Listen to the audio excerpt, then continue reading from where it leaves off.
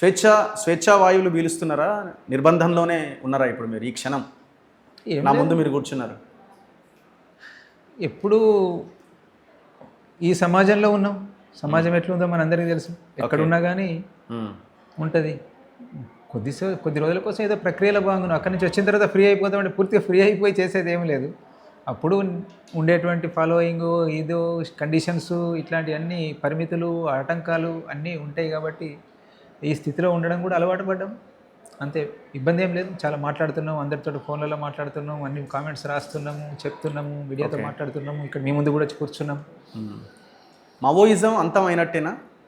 March 31 dead line తర్వాత close ఇంకా అయిపోయింది. ఒక గణపతి ఒకరే మిగిలి ఉన్నారు, ఇంకెవరు లేరు. అంటే వాళ్ళు ఒక నిర్ణయం తీసుకొని March 31 నాటికి ఏదైతే టార్గెట్ పెట్టుకున్నారో దాంట్లో సక్సెస్ అవుతున్నారు.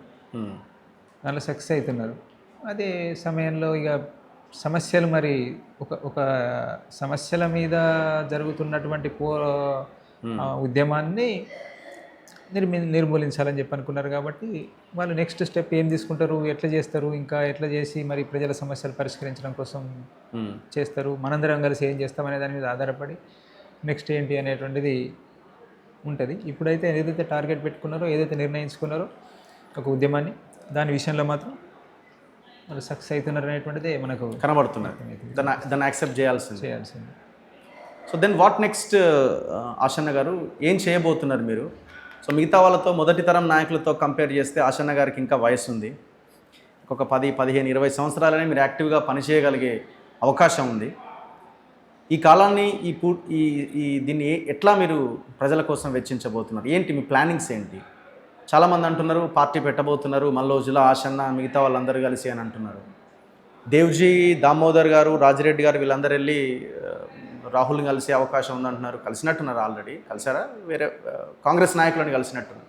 వాళ్ళు కాంగ్రెస్లో చేరే అవకాశం ఉంది అని అంటున్నారు. సో మీ ఆలోచన ఏంటి? ఏం చేయబోతున్నారు?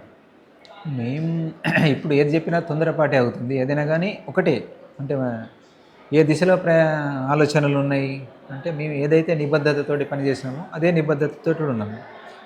ఒక ప్రయత్నం మొదలుపెట్టినాం, కొనసాగుతున్న క్రమంలో ఆటంకాలు వచ్చినాయి. ఆటంకాలు వచ్చినప్పుడు దాన్ని దిశను మార్చుకోవడము, ఎత్తుగడలు మార్చుకోవడము భాగంగా అట్లా చూస్తున్నాం దీన్ని మేము. నేనైతే నా మీద నాకు విశ్వాసం ఉంది. నేనైతే కరప్ట్ గాను అంటే కమిట్మెంట్కి సంబంధించిన విషయంలో నేను ఏదైతే చెప్తున్నానో దానికి చివరి వరకు కట్టుబడి ఉంటాను. అదే సమయంలో చాలా మీడియా తోటి పెద్ద పార్టీ ఇంకేదో జరిగిపోతుందని చెప్పనేటువంటిది వాస్తవాలు, గ్రౌండ్ సిచ్యువేషన్ వదిలిపెట్టి ఒక ప్రొజెక్ట్ చేయబడుతున్నది. అట్లా అద్భుతాలు మేము చేయలేము. మేము అద్భుతాలు చేసే శక్తి మా దగ్గర లేదు. చాలా పరిమితులు ఉన్నాయి మాకు. చాలా మందిలో, మీలో, ఇంకా చాలా మందిలో అందరి కలిస్తేనే అందరి సహకారంతో ఏమైనా చేయగలుగుతాం. నిబద్ధతతోటి ప్రయత్నం చేస్తాం. ఆ ప్రయత్నానికి ఎంత సహకారం దొరుకుతుంది అనేటువంటి దాని మీద ఆధారపడి భవిష్యత్తు ఉంటుంది. అంటే మీరు లీడర్ కావాలనుకుంటున్నారా? లేదు, అట్లాంటి చాలా మంది పార్టీ నుంచి బయటకు వచ్చిన తర్వాత పార్టీలో ఎమ్మెల్యేలు అయిన వాళ్ళు ఉన్నారు.